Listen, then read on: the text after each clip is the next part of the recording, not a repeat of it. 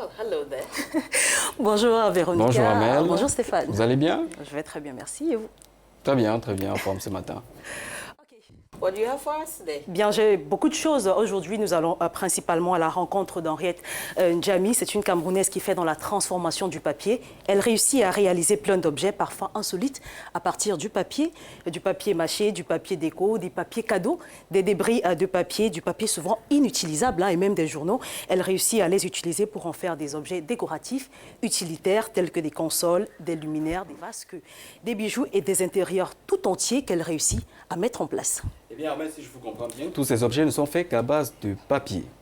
Non, Stéphane, il faut préciser tout de même que cette artiste associe le papier avec d'autres matériaux, tout ce qu'elle peut avoir sous la main, tous autant recyclés les uns que les autres. C'est la précision qu'il faut apporter, comme par exemple des sachets plastiques, des capsules, des bouchons qu'elle associe les uns aux autres pour pouvoir en faire des objets utilitaires et d'intérieur. Et justement, pour revenir aux objets utilitaires, nous avons par exemple cette table d'enfant avec ces tabourets que vous voyez à l'écran, sur lesquels peuvent aisément travailler ou s'amuser les tout petits.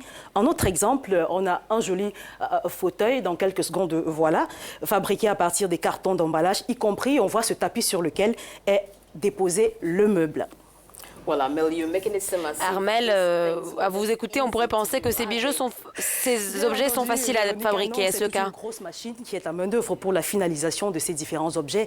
Bien entendu, il y en a de moins et de plus difficiles à réaliser. D'ailleurs, on va l'écouter, Henriette Ndjami, qui a pris part à la quinzaine de la francophonie qui vient de s'achever du côté de N'Djamena au Tchad.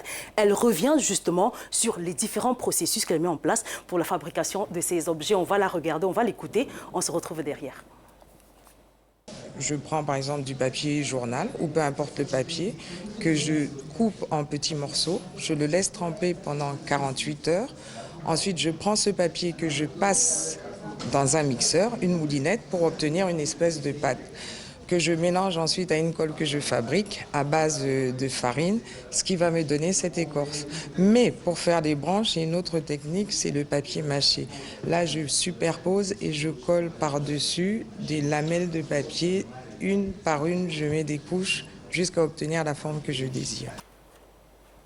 Et bien voilà, c'est un succès fou pour cette Camerounaise qui a également tenu à repréciser l'importance pour elle de l'utilisation du papier. Selon elle, que je cite ici, la transformation du papier serait un plus en Afrique car elle contribuerait à préserver l'environnement et à lutter contre l'augmentation des déchets. Voilà, le mot est lâché. Et justement, pour revenir à cette quinzaine de la francophonie, Henriette Ndjami a bien voulu rester dans le cadre de son combat contre la pollution de l'environnement avec son thème d'ailleurs qu'elle a très bien utilisé et qui illustre parfaitement ce qu'elle a envie de montrer.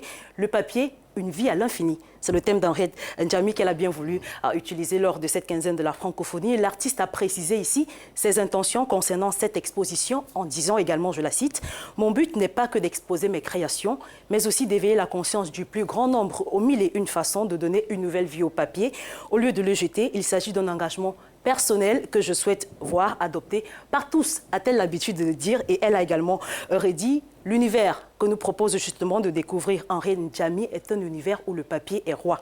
Le papier, elle le décline à l'infini, elle le collecte, elle le fabrique, mais surtout, elle lui donne vie, comme on a pu le voir sur ces images. L'artiste expose également dans son showroom du côté de N'Djamena au Tchad. Là-bas, elle vous propose de découvrir une maison intégralement meublée d'objets fabriqués avec ces matériaux, avec ce papier. Vous avez des chaises, tout ce qu'on a pu voir sur l'écran. Vous pouvez y aller, tous ceux qui ont la possibilité d'y aller peuvent s'y rendre pour visiter. C'est intéressant de voir very cette interesting. intangibilité des frontières, une Camerounaise qui se retrouve au Tchad. Je crois que la vision africaine est en marche. En marche. Et continue d'ailleurs. It's interesting how she was able to C'est intéressant qu'elle ait pu faire tout cela avec du papier. On ne dirait pas du Voilà, papier. c'est quelque chose d'inimaginable, mais pourtant, c'est quelque chose qu'elle réussit à faire et ça a été prouvé.